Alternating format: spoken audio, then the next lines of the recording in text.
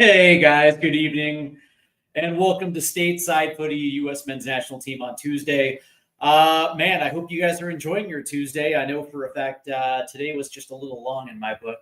Hashtag, yeah, dude, I work for my living just like everybody else. And, today was exceptionally long after a 4-day weekend, and of course, it's the Sunday scaries that took place on Monday night, knowing I had to go back to work, but. I got through it, and here we are tonight, back for another discussion here on Stateside Footy. Before I get into it, I want to make sure to let everybody know to hit the like and subscribe buttons because, again, man, this channel actually is growing quite nicely, and I do want to thank you for everyone that has subbed already and to those that will sub. Listen, man, I love this U.S. soccer community. And of course, I have an opinion just like everybody else does with the national team and also the U.S. soccer structure. Because again, I'm American and I love American soccer. And I think we all agree that, things really aren't that great right now inside the U.S. soccer pyramid. Infighting between leagues and the fact that, the rule structures are what they are, that really just enable one league to reign supreme over the other instead of the entire pyramid. The rule structures, U.S. development, the fact that U.S. development is a business and is not necessarily in the business of developing players. So, man, as far as I'm concerned, there is still ample room to grow. But that being said, man, like you guys, I love the sport of soccer, and of course, because I'm from the United States, man, I love the U.S. soccer and everything that has anything to do with U.S. soccer, not just Major League Soccer, not just the USL, but also the developmental leagues, and of course, the U.S. Men's National Team. So, I'm right there with you guys when it comes to the love of U.S. soccer. Before I begin, also, just to let you guys know that I am on social media.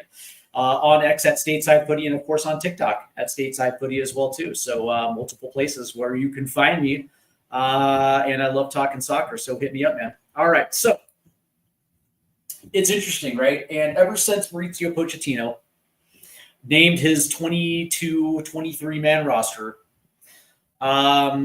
it's been kind of a confusing time for me because I've sat back and I've listened to other opinions, and some of them I agree with, some of them I don't, but I understand exactly where they're coming from. It's confusing because I just don't understand the timing of this window or the players that are coming into this window. I just don't. Especially from a Major League Soccer standpoint, I just didn't see a reason to disrupt certain schedules and certain seasons. I understand it's a FIFA window. I get it, right? So you can release certain players to the team. It just seems like, considering we're in the playoff push in a domestic league, you would think that potentially some certain players should stay with their teams as well too. And not to mention the fact that there's a lot of good players in Europe right now that are actually performing at a high level that probably should be called in. That didn't. Now, to me, this is the confusing thing. And we live in such a recency bias time. We don't think about teams prior or coaches prior, cycles prior when it comes to the national team. And so a lot of people just assume this is a Mauricio Pochettino issue. And it's not. This was a Greg Berhalter issue. This was a Jurgen Klinsmann issue. Although I think with Jurgen, I don't think he had a choice, though, because if you remember back in 2013, 2014, there was a push from U.S. Soccer and Major League Soccer to get stars of the U.S. Men's National Team back into the league. And, of course, Michael Bradley came back from Roma. Marisa Duke came back. Josie Altidore came back. Clint Dempsey came back. And when you look at the spine of what was then the makeup of the 2014 squad, a lot of guys were in Major League Soccer by then. And so I think from that standpoint, number one, it pissed off Jurgen Klinsmann quite a bit because, he was under the assumption that, Major League Soccer isn't what it is now. And if you remember Major League Soccer from 2008 to 2013, that 5-year window, when all of a sudden, not only did Major League Soccer grow, but we started getting into what's considered the expansion era of Major League Soccer. And so from that standpoint, it certainly was better than the mid-aughts, leaps and bounds. But that being said, the level of competition wasn't remotely close to what some of these players were finding overseas, and a lot of it had to do with money. A lot of it had to do with age, and so I think at that point it made sense. But Jurgen was kind of pushed into it, and I guess to some extent maybe Bob Bradley, but I think he kind of was the first that had to address the elephant in the room when it came to Major League Soccer. But the reality is, when you look over different cycles, every single manager had to deal with essentially pimping out Major League Soccer. And there's a rub with this as well, too, because it's funny when I think about it, and I think about the fact that the national team is used as the platform to pimp American development within Major League Soccer. It's a platform. Yeah, seriously, it's a platform for them to pimp Major League Soccer when it comes to American development, right? Which is why you have these rosters that are 50% Major League Soccer. And in some instances, okay, Matt Freese, Diego Luna, Alex Freeman, okay, guys that you see high ceilings and guys you can see potentially making a move to Europe. But for some of these other guys, it's kind of interesting, right? Because Major League Soccer, and I think we now have a large sample size where we can say that Major League Soccer has been dog shit developing American talent. I think it's developed American talent to a specific level. But when you look around CONCACAF now and you see that Canada's gotten better, roster full of MLSers, you see that Mexico is starting to get a little bit better. You start seeing some of the players, the Mexican players that have matriculated into Major League Soccer, Panama, Costa Rica, Jamaica, and you start seeing some of it. And clearly you see the improvement around it. And a lot of this has to do with the money within Major League Soccer, and of course the DP rules, and of course the TAM level contracts that attract some of the South American and Central American talent into the league.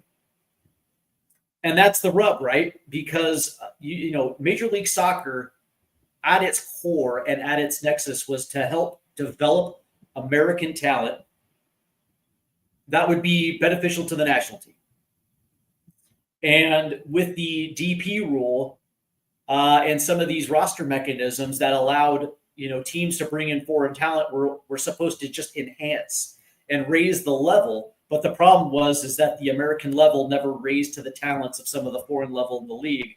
And a lot of these players are kind of, are kind of left to the wayside, because that's the rub when money comes into your league. A certain pool of players are not going to develop up to that talent. And that's what Major League Soccer is. And that's the interesting thing about this, is the dynamic between the national team trying to prop up Major League Soccer, but yet we also know that Major League Soccer is just bad at developing American talent. Like when you look at some of the guys in Europe, Christian Pulisic wasn't developed, traditionally developed within Major League Soccer. He was gone by the time he was 16 years old. I think West was also in that same camp. So a lot of these, some of these players did come up in Major League Soccer, but they didn't stick around too long before they made the jump to Europe.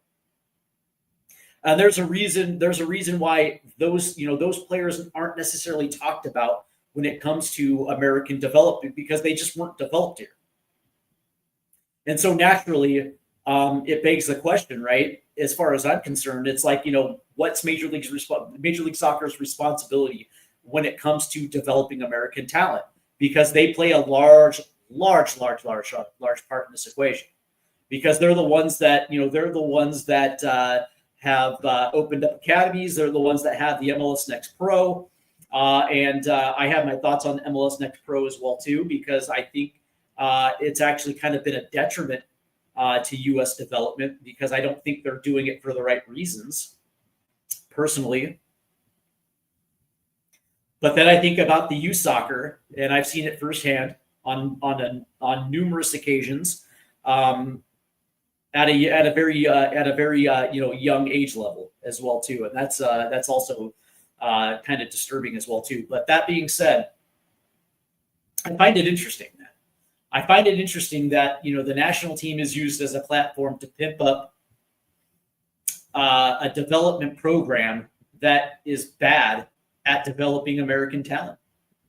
I think if you're looking for some hypocrisy, there it is right there. Because at the nexus, at the core, this is what Major League Soccer was designed to do, to help deepen a player pool, which quite honestly is not deep at all.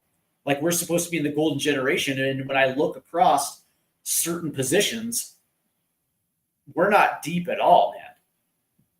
As a matter of fact, like I would say that as far as like key positions on the national team, we're not deep at all as where we were 15 years ago in certain positions. So, we'll get into that. But I do think Major League Soccer plays a role in this. And that's the rub for me.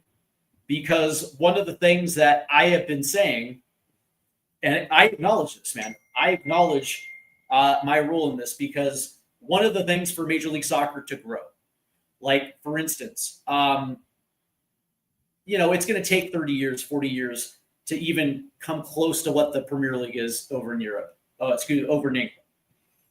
And it's going to take investment. It's going to take TV money. It's going to take sponsorship revenue. It's going to take a lot of things to be able to get players in their prime over on the shores of the United States. It's going to take a long time for that to happen.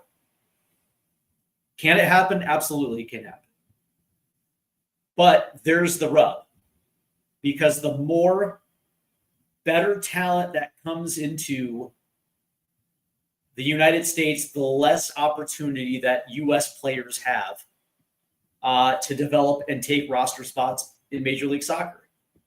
The interesting thing about this is, like, how many DPs right now across the league were American developed, that are American born, American developed?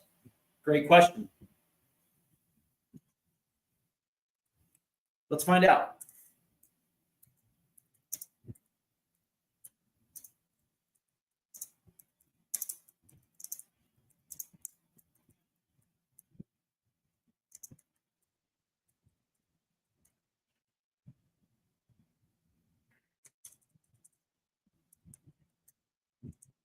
That's a good question.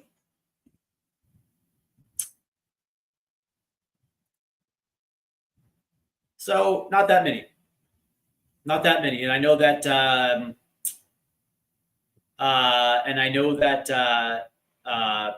Paxton Aronson just became one. So that makes six. Each team has 3 DPs. And I believe now there's 30 teams in the league. 30 times 3, you do the math. Only 6. Brandon Vasquez, Austin FC. Georgi Mihailovic was a DP. He moved. I believe he's in Montreal, so I'm curious to know if he's still a DP. Matt Turner is a DP. Walker Zimmerman's a DP. Jordan Morris is a DP. Not many that were American born, American developed, that are holding on to DP contracts in Major League Soccer. Not a lot. That's kind of telling, right? And that's where the rub is that if our desire is to see Major League Soccer grow talent-wise, which means raising a salary cap that would allow teams to be a little bit more aggressive when it comes to expanding rosters, and being able to potentially draw in young European talent, or maybe getting the next upper echelon of South American talent, all that's going to do is create roadblocks for U.S. developed players. And fair enough, because right now we're not producing those type of players that are DP level players. It's true. We're just not. And I think a lot of it is a few things. And I want to get into this because I think it's important that this is a U.S. soccer problem. What do I mean by that, guys? Well, U.S. soccer is the governing body of what we consider the pyramid. Except, we don't necessarily have a pyramid, right? We have Major League Soccer, and then the rest of the pyramid is behind it. But U.S. soccer is the governing body that sets the rules for Major League Soccer, the USL, the national the National Developmental Leagues that handles amateur soccer, whether that be semi-pro, whether that be full-on amateur, youth clubs. U.S. soccer is the one that is the governing body of it all, and they set the rules. And the rules, by the way, are only good for one entity, which is Major League Soccer. And because the rules are skewed so heavily in favor of Major League Soccer, we have something called territorial rights in this country, right? And it's all governed within territorial boundaries. Like, for instance, I'll give you a good example. Like, if you're the Seattle Sounders, like Western Washington, Eastern Washington, that's all within, and Montana and Boise, all of that is lumped in, to Seattle's territory, right? Portland has the entire, the Willamette Valley all the way into right across the California border before then all of a sudden San Jose earthquake kind of has that entire Bay Area, right?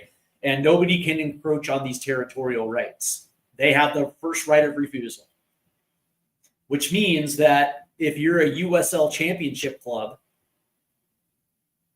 you do not have rights at all to youth, or even for that matter, college age level players. Now, if there is a player that happens to be passed on, yeah, at that point you're more than welcome to sign them. But that being said, when it comes to youth and when it comes to the clubs, the youth club level, Major League Soccer genuinely has the first right of refusal when it comes to certain age levels. And because of it, that's usually when you start seeing some players being signed to academies.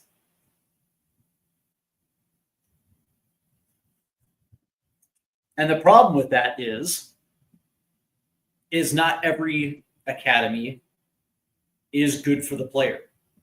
Because again, we're not developing, we're essentially developing, players, I guess you could say based on a rigid system, right? That unfortunately shackles and handcuffs players. We'll get into that in a minute as well too. But the interesting thing about this is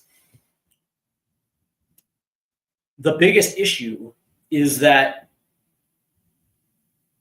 there's not enough scouts at the top level to cover the entire area, to cover the entire territory, the entire territory. That's number one. I know this because not every Major League Soccer player is, or every Major League Soccer team is created equally. But the other thing about this is, and here's another example. Right now, I currently live in Michigan, and we do have a couple of USL2 teams in my general area, in Flint and in Lansing. And of course, USL2 teams are, I guess you can say, amateur in a professional setting, which consists of a lot of college players. And if there is a good player on one of those two teams that's worth scouting, that is when we'll see scouts. But if there's nobody that's actually catching the radar, we generally never see scouts. Same thing at the youth level as well too. We just don't see it. Now, it's not because Michigan doesn't produce good players. Quite the contrary. Those players are down closer by Detroit, and So Chicago, Columbus might come into Detroit, maybe a little bit more often than Mid-Michigan. But here's the rub. Detroit City FC is right in their backyard, and they don't have the first right of refusal to scout some of those players. They just don't. They have to acquiesce to the major league club, and that's a problem. That is a problem.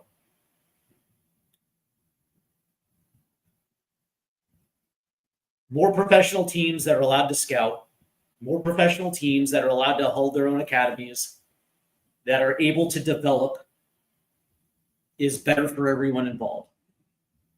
But you also have to look at the pay-for-play model as well, too, because that is a massive problem. Because let's understand that youth soccer is not in the business of developing youth players. It is a business. It is a for-cash business. And the interesting thing about this is, my nephew was a part of the youth club team in the area in which they currently reside. And, they had I think they had U8s, U8s, U9s, 10s, 12s, 14s, 15s, whatever the case may be. And of course, to be a part of these club teams, you're paying anywhere between $1,000 to $10,000 a year to get access to the coaching, the coaches that are on staff. And of course, these coaches are vetted, paid, and these coaches have two jobs. The first is to win. Believe it or not. At the U8 level, they're expected to win. But they're also expected to move players up to the next age. And the interesting thing is, you don't necessarily see players being developed to their own skill set, number one, but also they're not allowed to be creative. They're not allowed to be themselves. Certain soccer players have certain tendencies, and a lot of this is being stamped out because, we're playing in a 4-2-3-1 and you're an 8. I don't need you to be creative. I just need you to have at least 15 touches in the game, and I need you to make at least 30 passes. And that's how some of these players are being developed. And so unfortunately, there is a rigid system of development that, quite honestly, is not good for the player. It's not good for the next coach that gets a hold of that kid. And quite honestly, by the time that they hit, if they're lucky enough to hit an MLS academy, they've already been hampered by 3 coaches already along the way, specifically because you need to play this position in a certain way. Not to play it in a style in which you can make it your own. That's unconscionable with U.S. soccer. Like, you can't develop a player based on how the player feels like he wants to play the position. You have to make 15 touches. Yeah, it is a system that does not actually benefit the player. But the other thing about the pay-for-play system is that those that can only afford it are the only ones that get access. And this is exactly where Major League Soccer has to come into play. This is where the USL has to come into play. This is exactly where U.S. soccer has to come into play, because the biggest issue with scouting youth is the fact that the United States is huge. And there are kids everywhere that are playing soccer that unfortunately are a part of a single parent household. Right? The rate of single parents right now in the United States is astronomically high. It's something stupid, like 60, 70%. That a kid is being brought up in a single parent household right now is at its all-time highest right now in the United States. And when you're dealing with single parent households you're dealing with single income households. And the disposable income to send your kid to a youth team, a youth travel team, to pay the freight for him to get access to the best coaching, it's just simply not there. That's the reality of it. And if you have a talented kid who actually has an aptitude to play the sport, who is showing the aptitude to potentially put himself in a position to play professional soccer, he's already got 2 strikes against him, and it wasn't even his issue. And so what's the route then? Well, the route is, potentially like YMCA soccer, or, maybe a free league, a free little league that has like, weekend parent coaching, these type of things. Or maybe it's like volunteer coaching, those type of things, where maybe they're good enough where they can get onto their high school team. They're so talented, they might be able to play high school soccer. And if they get to the high school ranks, then, maybe the 1% of those kids might be able to get a scholarship to some college. And at that point, maybe you might get seen by scouts, maybe. And then you go to the college route, but the way that U.S. soccer has somewhat de-emphasized the college game now, in favor of academies, a lot of college players are being overlooked. But unfortunately, that's the route if you can't afford to participate in the pay-for-play model. No other country in the soccering world has this type of model where on the very bottom end, it's a business. And they're not in the business of developing players. Like England, England is a very good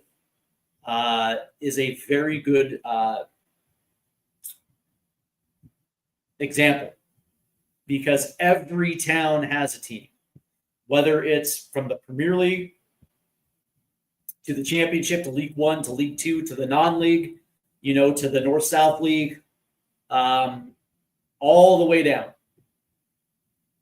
Every club has it. Every town has a team, and every team has an academy, and it serves the local communities there. But it's more than that. I mean, some of these teams, some of these scouts can actually go outside. There's no territorial restrictions. Now, granted, if you're Manchester United or Tottenham or Chelsea or Arsenal, trying to get a kid from like whatever, like Northampton or Leeds or wherever the case may be, or if you're Torquay or if you're Wrexham, and you're trying to compete against some of the bigger clubs, you're probably going to miss out on the big prospect. But in your own backyard, you're going to fill out your academy with youth. That's how it works. But here in the United States, it does not even remotely come close to that, because 50% of the talent pool is not even being seen. For something for something crazy is the fact that a kid is brought up in a single parent household and there's no disposable income for that kid to be able to play for a traveling club. It's absolutely asinine. And the fact that U.S. soccer has rules in place, essentially dividing everything into territories that hamper USL championship clubs from actually scouting in those areas that would otherwise not be scouted is asinine. Absolutely asinine. And this is a U.S. soccer problem. I know everybody likes to bang on Major League Soccer, and that's a part of the problem. But the reality is this is a U.S. soccer problem that can be easily remedied by getting rid of territorial restrictions. That's it. And allowing each individual club to be able to actually scout their areas. That's it.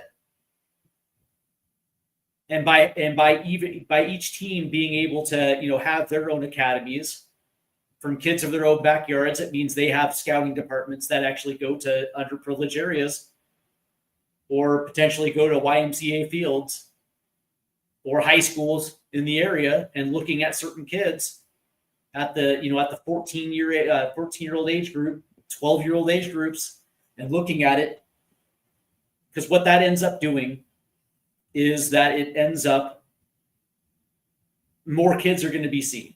And that's the whole point, right? But here's the other point, is that it's good for Major League Soccer. Well, what do you mean, Steve? Why is it good for Major League Soccer? Because if a Detroit City FC or an El Paso Locomotive or a New Mexico United or whoever sees a kid and gets him into the academy, and he's good enough to hit their first team, Major League Soccer teams are consistently scouting the USL. And more of an influx of talent in both leagues means that transfer fees will happen. It is a fact.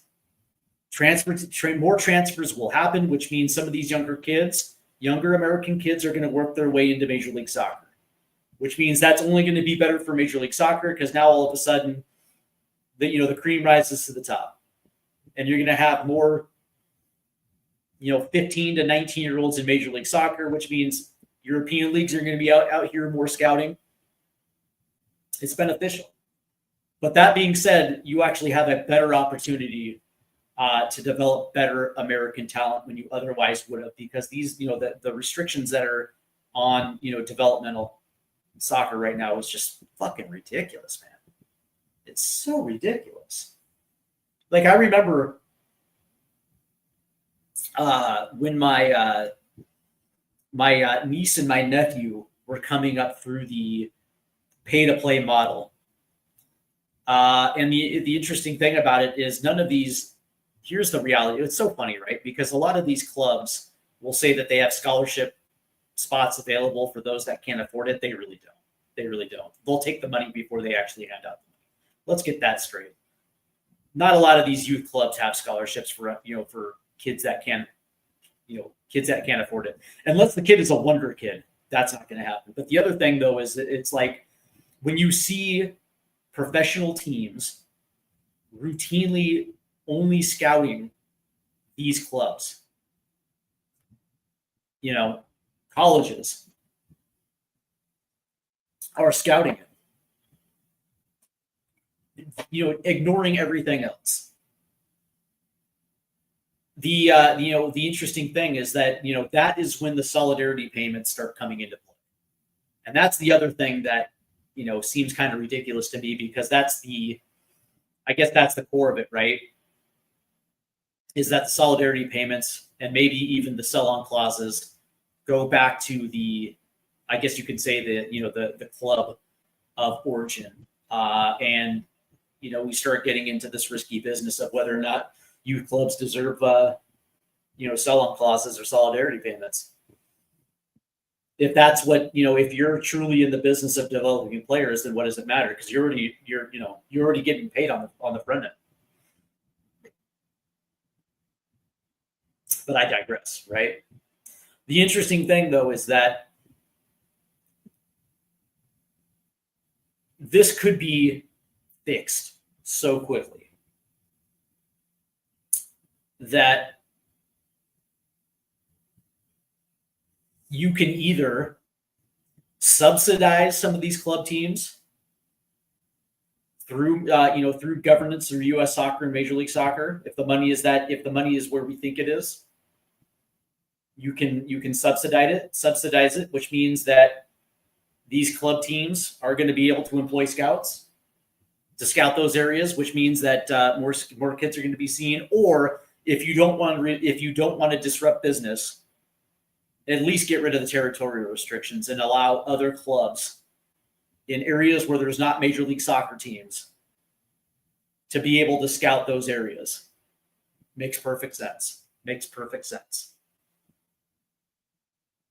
The interesting thing, though, is here's something else that's interesting.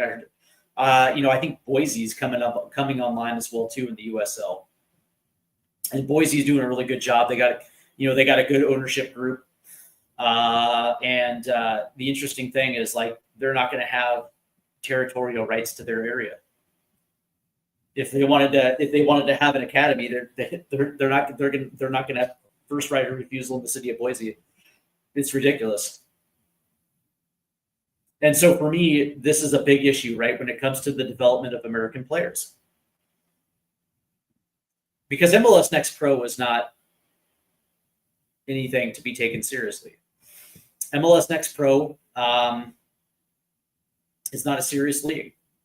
It is, it is about, I guess you could say, personal performance and stats ahead of wins and losses. And also, I guess you could say the graduation rate from MLS Next Pro first teams into Major League Soccer, the graduation rate is absolutely low. So why do you have it? Well, I can tell you why they have it. Is I guess number one, for the illusion of it. It's like, well, you can come off the street, or you can get brought into our academy, and theoretically you can go from the academy to the first team. Well, wait a second here. Let's say I'm a striker. That's a good one. Let's say I'm a striker, and for 2 years I've been a part of the MLS Next Pro first team. I'm 16, 17, and I clearly am better than that level. But the reality is my MLS team continues to use DP spots at my position. Or maybe they used a DP spot and they go out and fill the second spot, with a veteran.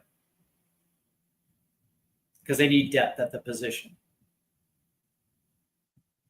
If I get a first team contract, I'm coming as number 3.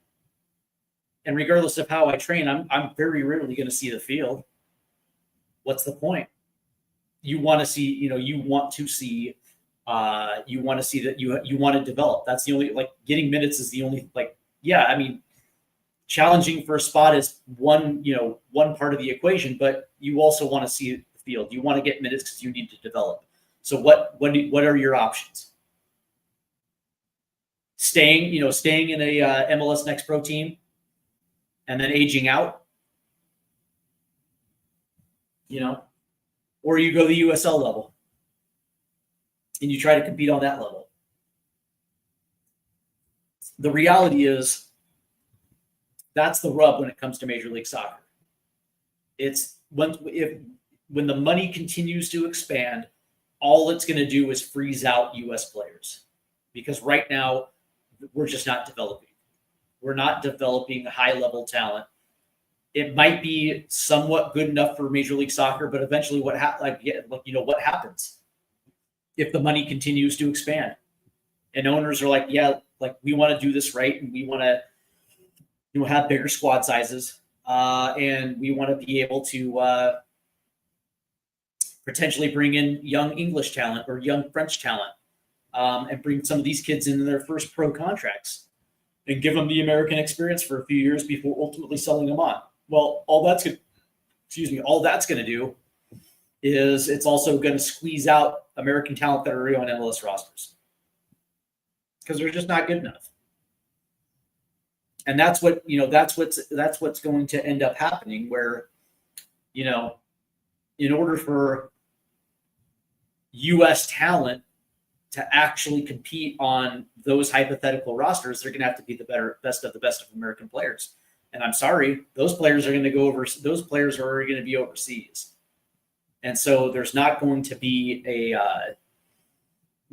lot of roster spots in Major League Soccer for the Sean Zawadzkis of the world or the Jesus Ferreiras of the world. Those players are going to have to drop down to the USL. But that's probably a good thing, considering they're about to go Division I. But the reality though is it's. I also think that there's a lot of competition between the two divisions, right? Between the two leagues. Major League Soccer is hell bent on making sure that the USL doesn't succeed, right? And now all of a sudden, if the territorial restrictions are lifted and USL championship sides are able to scout and develop in their own areas,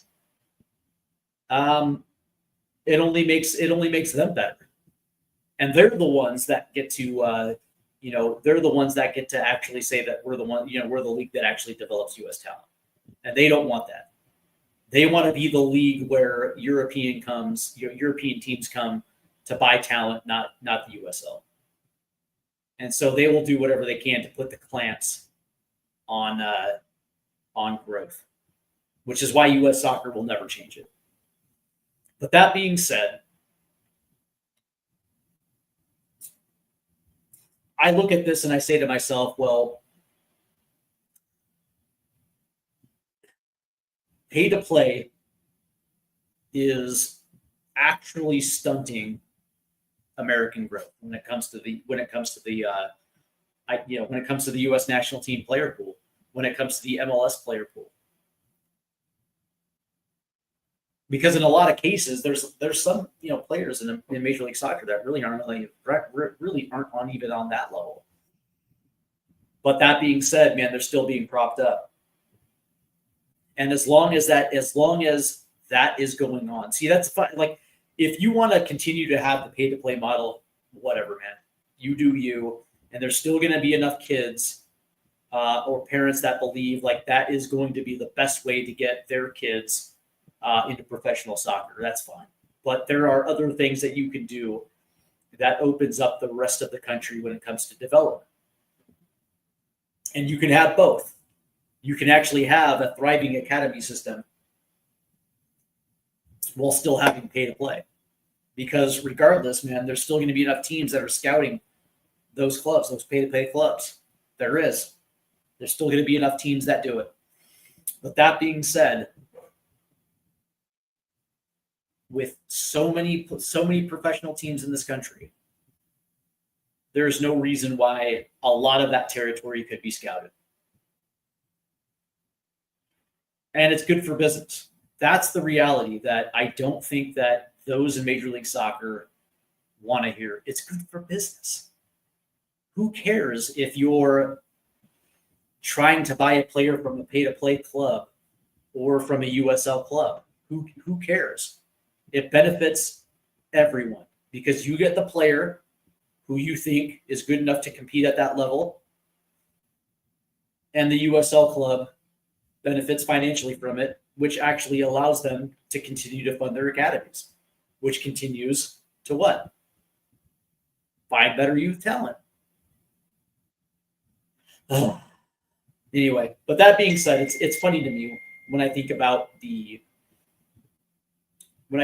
some of these things, and I think I think about the way that the national team has been used to prop up American development, or MLS. MLS's want to scream at the top there, top of the lungs that, well, look at the look at the players that we're developing. They're good enough for the international game.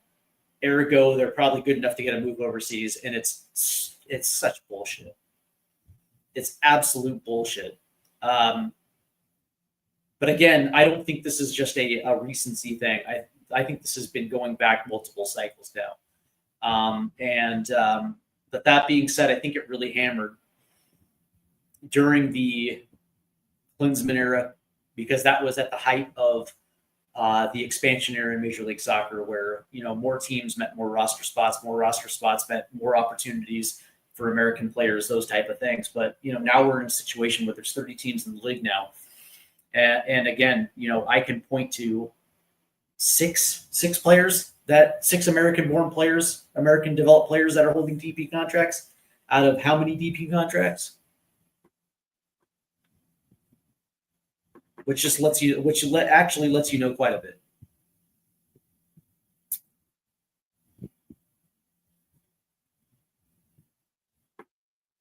It's actually kind of funny, really, when I think about it.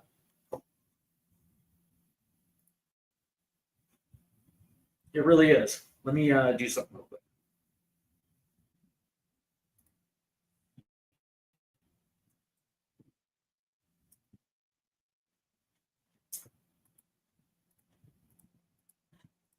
So yeah, there's 90 DPs, and only 6 Americans are holding one. Just lets you know. It just lets you know, like, and those are considered like, prime contracts to get, and only 6 Americans are holding them. It's kind of ridiculous. All right, man, that's going to do it for me. I do got to get ready for work tomorrow. But that being said, man, I want to thank everybody for tuning in.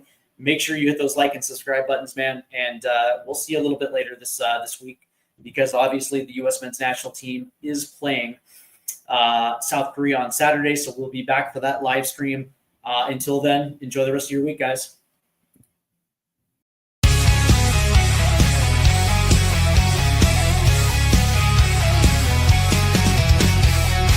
Rusted goalposts under fading skies.